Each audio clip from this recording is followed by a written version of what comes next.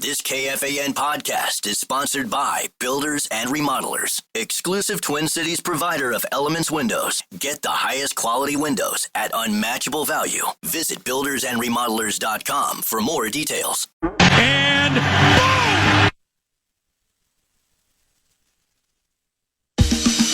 Common man, no show prep, no solid plan. Spins a yarn, begins a tale. The esoteric approach won't fail. Tune in, it's time for Common Man. Common man, charge your housewives like no one can. What'd you shoot? Where'd we play? Non-stop nonsense on deck today. Tune in, it's time for Common Man. Why should anybody aspire to be a common man, an average man? Do you realize what it means to be average? That means you're the best of the lousiest, and the lousiest of the best. Now, if we demand more and more for producing less and less, while the have-not nations encourage and inspire and indeed require hard work and maximum effort, if we deify the common men while they encourage and reward the uncommon ones, well, the end result of such a lopsided race as that is too obvious to require elaboration.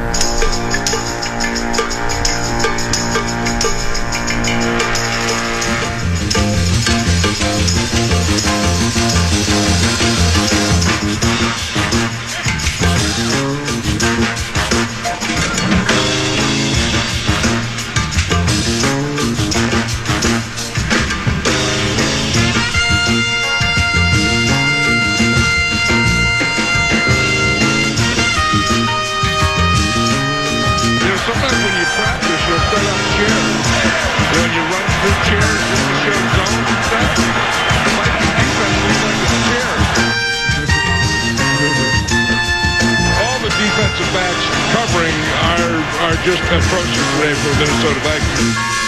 We don't.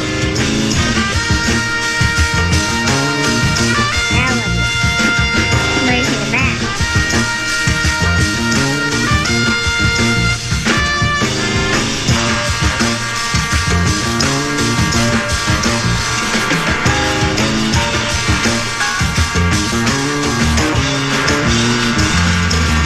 They're breaking up on. You're breaking up. Cam Dantzler, what are you doing?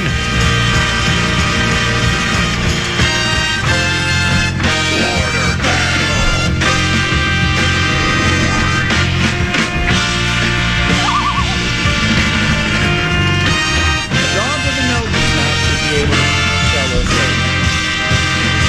I've seen enough out of Cousins, Paul. Put him on ice. At least there's Nuts and bolts, we got screwed.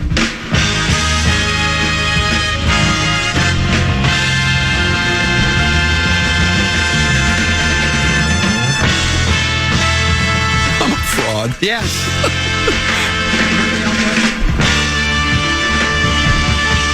He's the clown from Brown. He's the fourth in the north. This is the Common Man, Dan Cole. Holy moly, Rocky. Listen to that applause. Look, we even have some young ladies there. Actually, they can't be more than, 3 or 4 years old, and they're giving me a standing ovation. Well, I think they're standing, but they're so small they could be sitting. I can't really tell. Hey, greetings, good afternoon, and ack-ack-a-dack, and ack-ack-ack to you and yours, and ack-ack-a-dack is what? Is your password for tomfoolery and skullduggery. It will also gain you admittance into a meeting of the Loyal Order of Water Buffalo. It will not get you into the Minnesota State Fair, but that's okay, too, because you are already in. We're here until 3 o'clock. It's going to be a very busy day. We may as well concede the division of the Packers, the Micah Parsons trade. Drake Lindsay now is already in the conversation for the Heisman Trophy, as all the Gophers do is win football games. The Lynx, what happened there? So many topics to get to today, I'm not sure where to start. Why don't we spin the wheel of topics? I'll talk Gopher football. I think they're on the rise, Kennedy. I like what I saw last night. Here we go. Commons Golf Game. Oh. Wow. What did you How did they even know I played? How did they know I played today? How does Wheel of Top? Well, it's one of the biggest stories out there. Yeah, okay, well, go ahead. Sports. What did you shoot today? 81. Where'd we play? Presswick at Wedgwood and Woodbury. Where'd you hit it on? One. Right up the. How far from the green were? I had a 7-iron in my hand. Second shot? Knocked it to the front of the green. Then what? Knocked in a 40-footer for birdie. Wow. Incredible. Now, there is a theory. There is a theory out there, and tell me if you espouse this theory. Is that the right? Is espouse right, or is that somebody you're married to? That making birdie on the first hole is bad luck. By applause, how many people believe making birdie on the first hole is bad luck? Clap your hands. How many people don't believe in bad luck? I will tell you if how many people have never experienced it, and that's why you don't know whether it's good luck or not. If I were to tell you that if I didn't have bad luck, I'd have no luck at all, that's what I would. You'd have to believe me on that. I tested. You were on pace for a 54. I tested the theory today, and I think from now on I'm. And here's the thing: normally, if I've got like 5-6 feet for birdie on the first hole, I intentionally miss it. I'll pull it left or push it right because I just don't want to test that theory. But I didn't think I was going to make the 35-40 footer. I just was lagging it up there, and all of a sudden it drops in. If the hole was a clock, like right at 7 o'clock, it just kind of got in on the front left, and it goes in, and I was like, hey, and then I went, oh no, that's bad luck. And it sort of was, but here's what happened. Then I went on a string of 6 consecutive bogeys. Bogeyed 2, bogeyed 3, bogeyed 4, bogeyed 5, bogeyed 6, bogeyed 7. Parred 8, and then knocked in a 30-footer on 9. Bookend the front side with birdie putts. I shoot a 40. I'm feeling pretty good. Then, what do I do after making birdie? I bogey 10, I bogey 11, I bogey 12, I bogey 13. Then I found something on the 14th hole. It's going to change my life forever. See, how many people do this when they get here, they lean into the ball to try to help it? How many of you do that? Clap your hands. How do you stop yourself from doing that if you don't? So now I was only moving just this much that I didn't realize. I just stayed back on it, and I started on 14, 15, 16, 17, and 18. I had one 3-putt. Pars on all the other 3-putt bogey. From 14 through 18, I had an experience that's not unlike that of a PGA Tour pro. I know what you felt that day when you shot 74. Yeah. Is Charge still here? I'd like to ask him about that. He was here today. How about Paul Charchian back in town? He left, right? Doesn't he live in Moab? Utah. I think he lives in Moab, Utah, or maybe he lives in Pocatello, Idaho. He's somewhere out west. But he came back for the Minnesota State Fair, and he was here today to talk about little fantasy. He'll be back tomorrow for Fantasy Football Weekly. It's a lot of people like Fantasy Football Weekly, and so he'll be back. He'll be back for that. So it went okay today. It wasn't anything special, but I did enjoy myself. By the way, we do have a jam-packed fan stands presented by Mesh Besher and Spent Lawyers, and I hope you don't mind that I make this request of you. You can see there are hundreds of people everywhere that would like to sit down and watch a segment of the show too. So we're limiting all of you to one segment, and then if you would please, at the end of the segment, in an orderly fashion, stand up, file out, and don't rush, don't run. Okay, and then just move to your left and let the next group of the hundreds of people that want to sit down and watch the program, because it's pretty popular. Last I checked, it's a pretty big deal. How many people are sitting there? How many people are sitting there because they wanted to see the Common Man program? Clap your hands. How many people are seated there because they said, "Boy, I'm really tired. I've been here since about 8 a.m. and I really need a place to sit, and this looks as good as any." Oh wow. What are you clapping your hands for? Yeah, think about that. He's turned on me already. Well, I don't got much today. That's about it for me today. Anybody else got anything? You know what we might do today? You know, it might be kind of fun at 12:30. How many of you people are watching right now and you're thinking to yourself, well, I could do that. That's not very hard to do. How many people think they could host a talk show? Clap your hands. Oh, you do you? How about we give you a shot at 12:30? We'll bring a couple of you up here and just say go. We'll see how it goes. We've done that before. I rather enjoy it because they come up all cocky. Yeah. And then literally about 30 seconds in, they're going, I don't know what I'm about to say. There's flop sweat. There's a lot of flop sweat. Yeah. Maybe we'll do that. We might even try that today. The news broke yesterday, Tennessee. So here's how much things can change in a day. Everywhere I'm reading now, basically, the Green Bay Packers are the favorite to go to the big game. They're the betting favorites now. They're the betting favorite to go to the big game because of one player, Micah Parsons. They moved ahead of the Lions in the NFC North. Yeah, well, you know what? If I'm the Vikings, I'd be concerned. If I'm the Lions, we're not concerned about it at all. Trust me, we don't have a problem with that. You know what? Come on in, the water's You've warm. got a guy named Penny Sewell. You're all right. We're going to be all right. Well, you know what's interesting, though, is this whole thing, I took as deep a dive as I'll take, and that's like I saw a story and I saw the headline, then I skimmed the story. It sounds as though this is all about Jerry Jones wanting to... I don't like to deal with agents. I just like to deal directly with the player, and I'm so friendly, and people like me, and I'm so good at what I do.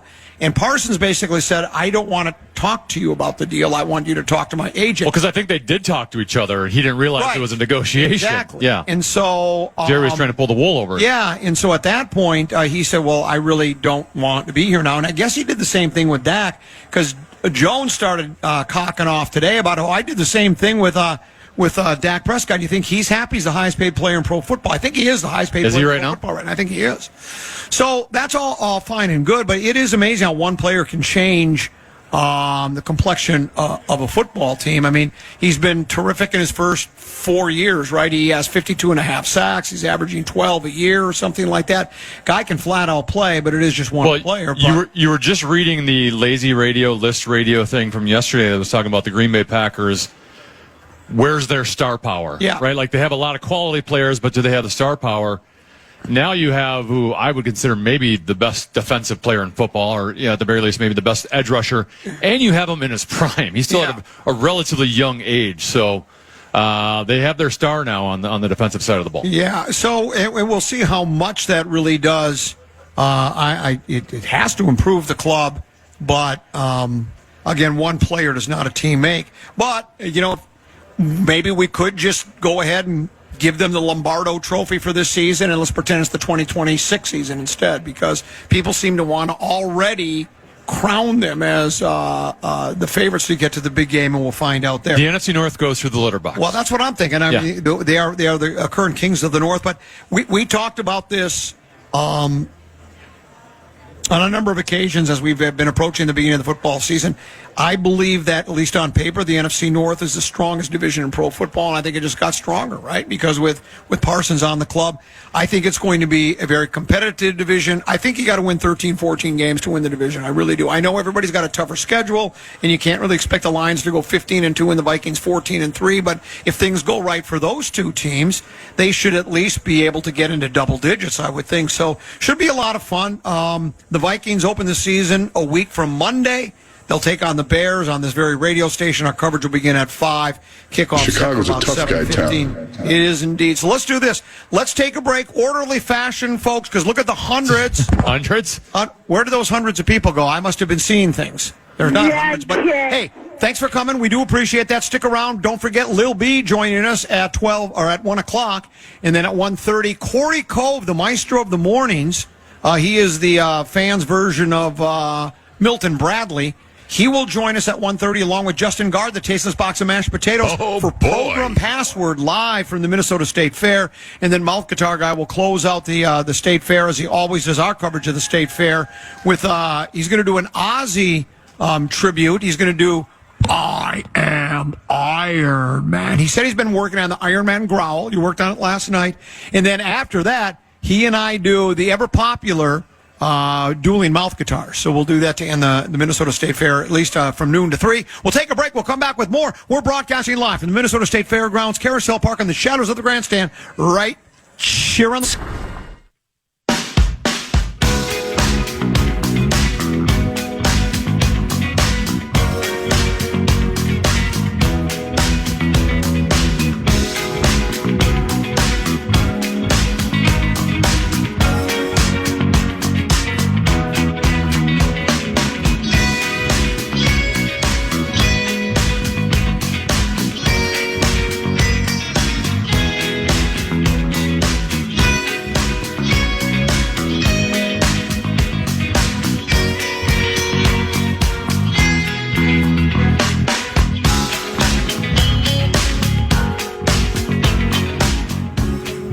Minnesota State Fair is our location. We're smack dab in the middle of the fair, pretty close. I don't know the exact latitude or longitude, but I like where we're at. We're in the shadows of the grandstand at Carousel Park. I'm the common man, Dan Cole. He's 10B. As mentioned, Little B, feminine touch of the program, will be with us for the second time at the State Fair. She makes an appearance at 1 o'clock. We'll talk a little Distat Lad until 1:30, baby. and then Cove and Guard join us for some Progrum password. And yesterday I was a little surprised that I'm paired with Little B. I don't think I've been paired with Little B in 5 years. Seems like it's been a long, long time. It hasn't been that long, but it's been a little while. We're going to be paired together, and then you've put the powerhouse team of, if you think that Meshbesher and Spence are powerhouse attorneys, these guys are powerhouses at Program Password. I think we got our backs against the wall. I almost feel like they're like Micah Parsons and the Green Bay Packers, and we're basically the Colorado Rockies. All I know is those two lost in the Program Password Invitational Championship to Lil B and Marnie. You and Max destroyed Lil B and Marnie last week. So, to me, you're the best Program Password player of the entire group that's playing today. What do you think of that logic? Yeah, it doesn't seem like a lot of people particularly agree with it, but we'll give it the old college try. We'll do the best that we can. Do you watch any of your...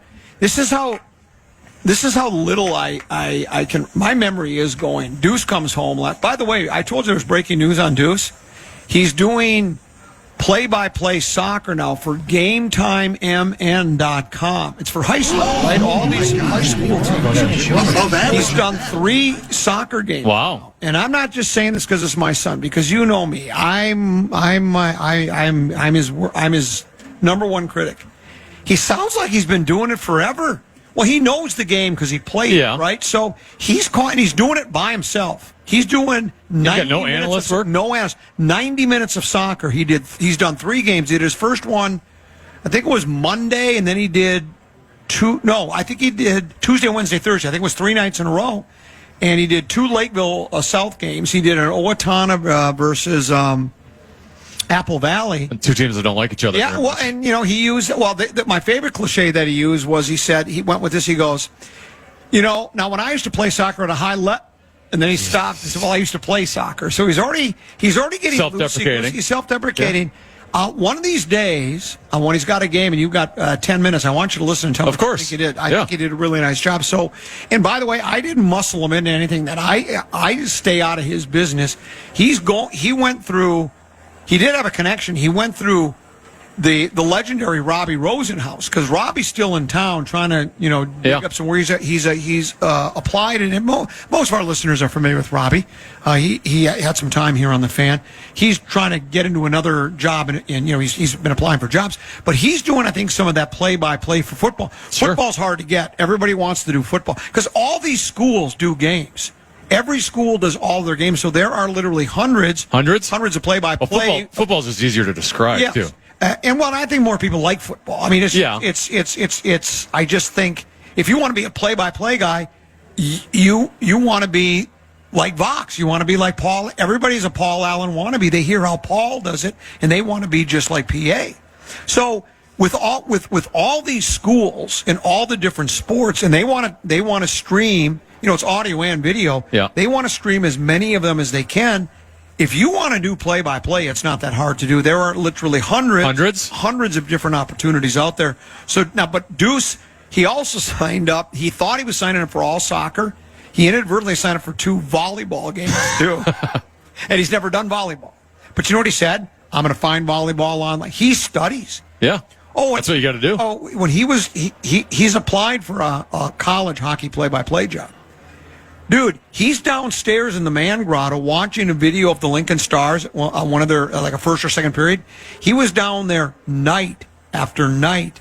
He put more work into that demo tape than I've put into my 40 years in radio. Not saying much. Not a high bar to reach, but... Did you hear that? Another criticism of the common man. That was a good cheap shot. I appreciate that. So, yeah. I want to know on Deuce's soccer calls, does he have like a signature goal call already? Because when I think of soccer, I think of the go, go, go, go, go, go, go, That's go, what he go, did. go, I go. thought he made did that he do one. That one? No, he just did. He kind of did a, PED goes, touchdown. He did goal. But on another one, he didn't. So I don't think he really has one, which might be better, right? Does everybody... Well, in the games he called, there probably wasn't any goals either. Well, that's it. He had one that was... Yeah, there was a game, yesterday's game, if it would have been a fight, they would have stopped it. It was 4-0, I think, or 5-0.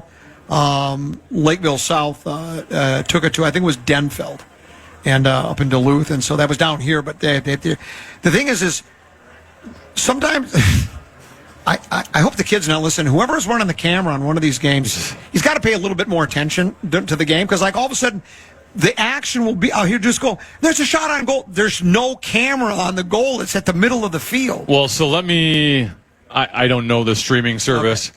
There are some in general where they're not using an actual person to run it. It's like motion censored. Oh, is it really? Yeah. So like I have a subscription to Live Barn, which is on select hockey rinks. It just has a camera basically at the red line, and no one's doing play-by-play of it, but by motion, it follows the motion on the ice, so it's kind of... Okay. So the vast majority of the time, it's following the puck, but it doesn't always follow the puck, right? Because there might be some players away from the puck. Maybe that was it. So it's possible. It's possible. Or else it just be someone inept. Well, he did. I do know that, at least for a couple of the games, he did have a camera operator, because we talked about it. In the one game, so I'm sitting there listening. It goes to halftime, right? He goes, we'll be back with some halftime analysis after this. So they they actually have commercials, audio, video, right? Yeah. They're doing local commercials. I'm watching. All of a sudden, I hear him and camera guy talking. And I'm texting Deuce. I'm going, dude, mute your mic. And he doesn't see it at first. Yeah. Then they come back, and he goes, hey, they do 2 breaks at halftime. And he goes back there, and it's happening again. So I call him this time, and he doesn't pick up, but I think he saw that I called. He calls and goes, dude, what's up? And I go, you didn't mute your mic. I can hear you on the air. So I was actually engineering the broadcast from 13. What you have experience doing. Yes, exactly, from 13-14 Insane Lane. Well, it's a good lesson to him early on in his broadcasting career that you never swear around a microphone. Yes. You never know when it's on, when it's not. Though I think on streaming, you can get away with it. You can, right? Yeah. Yeah, I mean, it's not good, but I'm just saying on a stream, because it's the radio airways, that's public, FCC controlled. No, it's not good, but I'm just saying at least you won't get in big trouble, right? Sure, you won't get fined. Yeah, you won't get fines and suspensions. So Deuce is doing that. Anyways, he comes home at 8 o'clock and he goes, dude, why aren't you watching the game? I go, what game? He goes, well, the Gophers are playing, and so is Go Big Red Nebraska. So we click on the TV, and I picked up the Gophers at 8 o'clock. So they were already into the second quarter. Rosen called it. He said he expected them to struggle early against Buffalo and then pull away late. I think they pulled away late, almost too late. A little too late, yeah. They ended up winning the game. They were 17.5-point favorites, and I think they won by 13, 14 points. We'll talk a little bit about it. I think there are some pros and cons from that football game. We'll talk about that. We got other subjects to get to as well. And, of course, don't forget Lil B and then Program Pass. We're all coming up here live at the Minnesota State Fair, broadcasting live from Carousel Park. We're in the shadows of the grandstand right here on the Fan.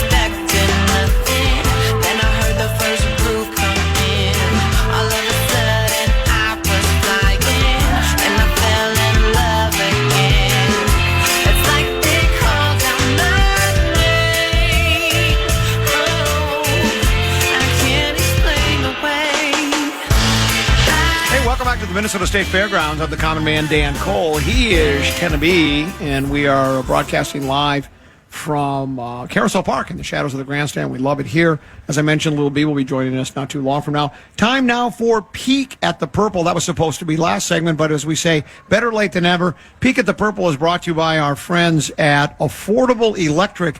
If you are planning to buy an EV, you better act now. They're flying off they're not on shelves. They're leaving the lot. It's very quickly, because September 30th, that $7,500 rebate thing is going to be gone. That's no longer in existence. So a lot of people are buying cars. Talked to my friends in Mauer. A week and a half ago, they only had 2 left on the lot. So they're going fast.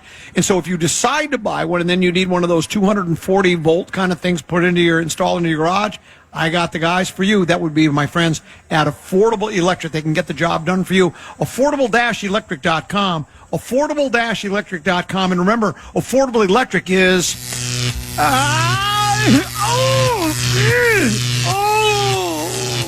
shockingly affordable. Well, the only real Vikings news is Green Bay Packer news. Timmy, I want to ask you, they traded for Micah Parsons. He's one of the best edge rushers in pro football. Do you think, you're a Vikings fan, you're an extended family member, you're the master control supervisor. Does this shiver your timbers? Does it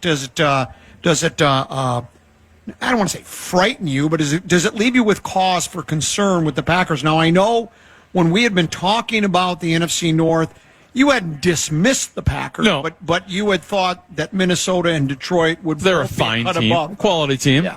What do you think now? Where does this put? Does this elevate them? I've seen some. There was a story today, and I don't know which website it was, but they elevated Green Bay as now the front runners in the division, while Detroit has pretty much been there in each and every publication I've seen.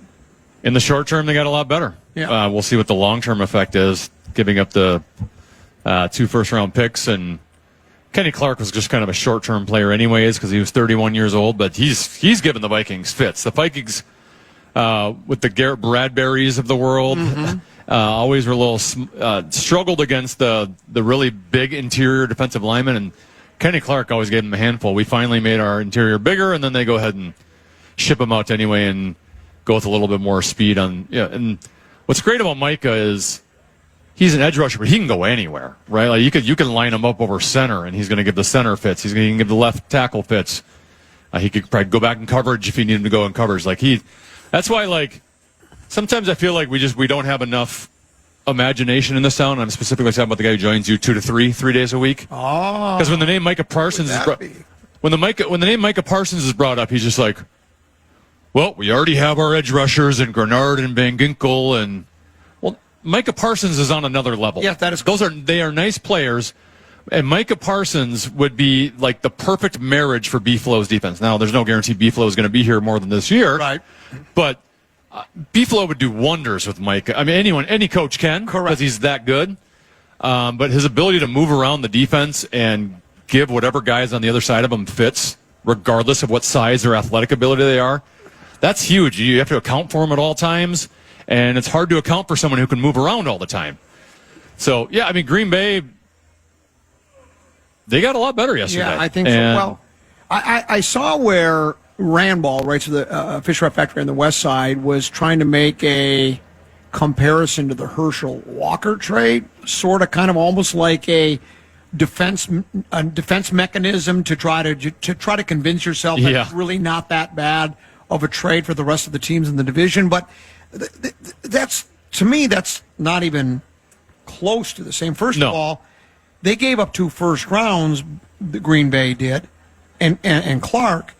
But the Vikings gave up 11 players, and they gave up 2 firsts, 2 seconds, and a couple. I don't remember exactly what they were, but they gave up way more in draft picks and way more in players for a player who, and you and I have discussed this with Rose. Yeah. When they traded for Walker back in '89, I thought it was a good move because I thought the Vikings had every other piece in place. All they needed was a running back, and then it turned out to be that whether it was Herschel really wasn't as good as we thought he was, if he'd lost a little bit, or we just didn't have the offensive line to break open holes for him, it just didn't work out for the Vikings in that way. Parsons is so much better. Well, Herschel was a little bit of a one-trick pony. Yeah. He was good at clearly he could. He was a north-south speed-wise. Yeah, he was north-south. Didn't have a whole lot of wiggle to him. He was just a big guy who could run fast. Yeah, and so, and Parsons is, I don't think anybody thought Herschel Walker is one of the best players in pro football when he was traded to the Vikings. I don't believe. I do know that everyone says Parsons, while he might not be the best player in pro football because quarterbacks usually get that designation, but you could argue, as you said earlier, could be the non-quarterback. You could argue he could be the best defensive player in pro football. Yeah. So yeah, it's getting paid a lot. He's getting paid a lot of money. Well, that's the other. All of a sudden, that Justin Jefferson deal looks. Yes. Right at the time, it was the highest paid non-quarterback in the league, and now he's already $12 million a year short of Micah Parsons. And the other thing, when you make trades this close to the start of the season, with a quarterback, it's one thing, because he does have to study a playbook. They just tell Micah, go rush the passer. Yeah, it's not that hard. No, it's not that hard. You just go rush the passer like you're really good at. My guess is he'll probably go get the guy with the ball. He'll probably have a pretty strong debut. They host. They played Dallas week 4. Yeah, they played Dallas week 4. They host the Kitties at Curley on opening day, so we'll see how that goes. Peek at the Purple, brought to you by our friends at Affordable Electric. If you have any electrical needs, trust me, they're good at what they do. They're doing work for me here in the next couple of weeks. Affordable-electric.com. Affordable-electric.com. So I watched the Gophers last night. Yep. And Chip Scoggins, the esteemed columnist, Fish Wrap Factory West Side, wrote a piece today. He's a fellow Woodburyan. We text and talk more than most people know. He seemed to be pretty impressed with how Drake Lindsay played. Is it Lindsay Drake or Drake Lindsay? It's Drake Lindsay. It is Drake Lindsay. I couldn't remember. And I thought he did under the circumstance. I mean, this is his first start as a Big Ten college as a college quarterback, and in the Big Ten.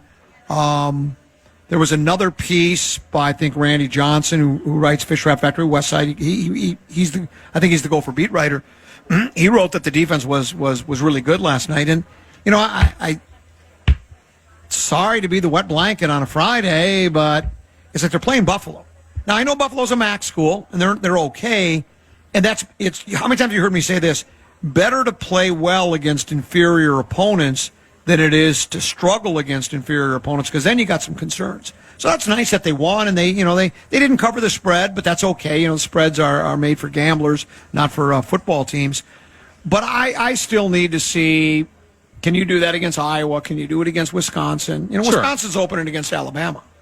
They're not opening against Buffalo. They decided we're going to open with a big-time school, whether that's smart or not. I had a conversation with my golf playing partner today, who's a big sports fan, and he said, and he's a Gopher fan. And he said, lay off my Gophers. You talk about them scheduling cream puffs. He goes, all the teams do. I go, what about Ohio State? They're playing Texas. He goes, well, look at their next 2 games. And fair enough. Yeah. But I still believe that, this isn't to suggest the Gophers might not have a really nice team, and they might not be taking another step forward. But until they play a Big Ten school and a quality Big Ten school a couple of weeks in a row, I'm not really convinced that they have all that much defensively or at the quarterback spot. So basically, the Gophers' non-conference schedule every year, when you're discussing them, is what you have to do when you talk about the Vikings in the preseason, right? Like every time you talk about what happened in the preseason game, you have to preface it by saying it was just a preseason and they were going up against second and third stringers. You can never really fully buy into an opinion in a Vikings preseason game. That's kind of what you're doing with the Gophers. I will grant you that not the strongest of competition in the world, but I will say that defense in the first half last night they weren't just good, they were dominant. Okay. I mean, the defensive line gave that Buffalo quarterback no chance. And Drake Lindsay, I get it. Competition, it's not Ohio State, it's not Michigan. He played a lot better than his stats showed last night because his receivers were stone hands. Okay. The vast majority of that game. I think he finished 18 of 34, and I'm guessing he had 8-9 drops. Really? Oh gosh, yes. It was not just easy catches were being dropped. Somewhere it's you're about to get hit, but you got to be able to hold on to the ball. Now he did have one really bad throw that he got lucky he got away with in the end zone when they were down in the red zone at the time, where it went right to the Buffalo defensive back and they dropped it. So that was a bad throw. Okay. He got away with that one. The interception where his tight end, I don't want to say fell down because he got pushed down. It should have been pass interference. Bounced off his leg or something. Yeah. Has anyone yet explained to me what Drake Lindsay was thinking there? Because his receiver was falling down before he threw it. It's not like he threw it, receiver falls down, hits him in the leg, like completely unlucky.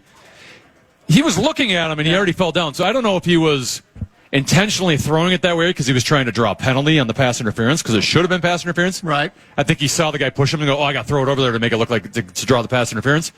Or if he was trying to throw it away down by the guy's feet. I don't know what he was doing on that throw. He should not have made that throw.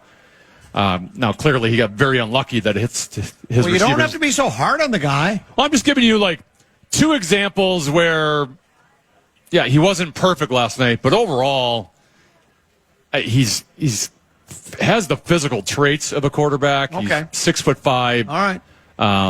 Definitely, he was accurate last night. Like I said, it just his receivers could not catch a ball. The arm strength is there. We didn't really see him run a whole lot, so I don't know what his mobility is like. And he wasn't pressured a whole lot by the Buffalo defense. So there is that. And we need to see him against a big time defense that's throwing better athletes at him that have tighter coverage, and then we'll see how he can do. But I thought he had a very encouraging first game of the season. Full disclosure, I mentioned I started watching the game at 8, and I was probably asleep on the couch by about 8:15, so I didn't see a lot of the game. But I've told you this before, when you employ the esoteric approach to analyzing sports, you don't really need to see a lot of the game. You just kind of look at Minnesota, Buffalo, first game of the season. Buffalo's not very good. They were brought to town for one reason and one reason only, to give the Gophers a win, to give them an opponent that wouldn't push them too much. It would be a stress-free victory. There was probably a little stress there, and that's what I have the concern with. If you are a serious team and you have aspirations of being in that upper crust of the Big Ten, you destroy Buffalo last night. You go out and you play Buffalo and you win 41-10. You don't let them think, boy, we're still in it here late in the game. And that doesn't mean that the Gophers are a bad football team, and people should they should abandon ship, throw away their oars for rowing the boat and get the life jackets. I just, as you said at the very end of your long rambling dissertation, I need to see them do that if they do that against a couple of Big Ten opponents, even if they're not the best, then I'll start to go, okay, now I'll start paying a little bit closer attention to this club, if I can see that. And we'll have to wait. Well, if you want me to take the half glass empty approach. Would you? Let's see what you have. Well, I know they lost Daniel Jackson last year, and they brought in some new guys. Maybe Coy Parrish needs to play more. Coy got the first pass for them last night. The receivers and tight ends were so bad last night that will not be sustainable offensively moving forward. And maybe it's a first game jitters thing. Right. You got some guys being placed in a role they haven't played before, so they just need to get a little bit more comfortable with game speed. I get that. But if their receivers from last night, if that game from them was a trend moving forward, then this team's not going to do much, regardless of their quarterback play, as they move along in Big Ten. Meanwhile, St. Thomas, where you went to school. Yeah. Did I get this straight? Last year they lost to something, Lindenwood. What I'd never heard of such a thing. That sounds like a middle school. Lindenwood doesn't say Lindenwood Middle School. That's what I would have thought. I would have thought it was a middle school. Last year they lost 60. How did I miss that? They got destroyed 64 donut. Though they really weren't as far out of that game as you might think they were. All they needed was a touchdown, a 2-point conversion, and an onside kick. A touchdown, a 2-point conversion, and an onside kick. A touchdown, a 2-point conversion. Still got a long way to go. Yeah, a long way to go. They turned the tables. They won last night. Now what do you think? Well, now I think that's a team. See, to me, that's something I can sink my teeth into. They played a team that they got crushed by the year before, and then the next year they completely were. Now, they didn't win 64-0, but they had a comfortable victory. Looks like they played well. It looks like their head coach, is it Caruso? Who's the coach of? I think that's correct. Yeah. I think the coach. I think I don't know if they're rowing the boat there, what they're doing with the Tommies, but that's. You must be proud of your alma mater. Well, I just say things for the University of St. Thomas. Let's just say it's an ascending college athletics. Oh, it is. Because you've got the football team that obviously rebounded from last year. They're just built the new arena for both basketball and hockey, which should be ready any day now. I know they're still in the finishing touches from a construction standpoint over there. I still got to get the tour over there. They had the media tour the other day, but I was out here at the fair with you, so I got to go check that out. But all of a sudden, they're going to have a great arena basketball arena, hockey arena. The basketball team might have one of the most underrated coaches in all the country, in Johnny Tower, and they are going to be in the Pioneer League, winning year after year after year, and going to the NCAA tournament. And then the hockey team is going to be they're going to be switching conferences. The NCHC, which is a big-time college hockey conference, they are in the perfect spot in the best state that provides hockey players, and throughout the country, they're in the metro area. There's no better area than the metro area for producing hockey players. They're going to be able to get some of those guys at their place. Things are looking up for my school. How about the gymnastics squad? What are they like? I can't tell you much about them. Okay, did they do anything like cornhole? Did they do rodeo? Anything like that? I don't know. Pretty much just the basics. I think they have baseball. Okay, very good. Okay, lastly, before we go to break and bring Lil B in. So, Lynx lose last night, which, again, you're not going to win them all, right? Lavelle E. Neal III, esteemed columnist, good friend of the program. Headline says, cruising early, Lynx fall flat. In the second half in a blowout loss to the Storm. Lynx could have clinched the top seed in the WNBA playoffs, but outscored 60-33 by Seattle in the second half. That's not falling flat. That's just not even showing up. Did they even come out of the locker room in the second? How do you get outscored when you're that good? To me, I don't like the fall flat thing. I think he just got outplayed, and I don't know. There's really no explanation for it. But more than anything, here's what LaBelle writes in the second paragraph. The announced crowd of 9,810, not too shabby on a night that included Daryl Hall performing at the State Fair and the season opener for Gophers football. Now, in all honesty, I can see if you're a Lynx fan, maybe you might go to the Gopher home opener, but I don't think that's it. And certainly, I just don't think that Daryl Hall is going to draw that many people away from a Lynx game. I just don't think so. I think just say they might be just State Fair in general. Just say they had 9,000 people. See, but I don't believe that. I just think maybe it was just a game where I'm not saying that they're not popular. I just think it was a game that people just maybe didn't. You're going to have fluctuations in, and isn't 9,000 a pretty good crowd for them, generally speaking, or is that not? I'm not sure what their capacity is when they shut out it's 10 or 12. I suppose. They don't allow they got the curtains up in the upper deck. Got tickets to the Lynx game. I'd rather go see Daryl Hall. I just don't believe it. I think they were all just listening to it on the Lynx channel on the radio app. That could very well be it as well. That could very well be it. But I think there's just probably a lot more going on, right? You do have Gopher football game and you have the State Fair going on at the same time. There's other options. Or maybe people are done with this Lynx club. Well, maybe they're just saving up for the playoffs. That could be it as well. Yeah, as you mentioned, if they would have won last night, they're the number one seed clinched. I will say maybe Seattle, and I'm not going to be able to break down the Seattle Storm. Seattle might just be a matchup problem for them because Seattle beat them earlier in the season. One of the few losses the Lynx have suffered this year. Because I remember being in Las Vegas back in June. At the time, the Lynx were off to an awesome start. Seattle beat them. I was looking at futures odds, and Seattle was like 75-1 or something. I'm like, well, maybe that's a good bet. Maybe given they just took down the Minnesota Lynx. They'll be a playoff team. Seems like 75-1 is a pretty darn good price. And now after seeing last night's game, I wish I would have put money on that one. So you did not put any money? I did not, no. Yeah, that doesn't it seems like that would. But they beat them twice now this year, so maybe it's, like I said, it might be a matchup issue for the Lynx. So there you go. So we'll see how that works out. You'll hear the Lynx have, I believe, 6 games remaining now, 5 or 6 before the end of the season, and it would be hard to believe they don't lock up the number one seed because they just need, I think, one more win to do that. One win or one more loss, probably. Right. Yeah, so we'll see how that goes. Gophers play Northwestern State. Well, might be the worst team in college football. If they squeak by Northwestern State 23-17, what will you think then? Then we have some cause for concern. Okay, then we'll see if we have some cause. So we'll see how that one comes. My guess is that won't be quite as difficult to get through that game.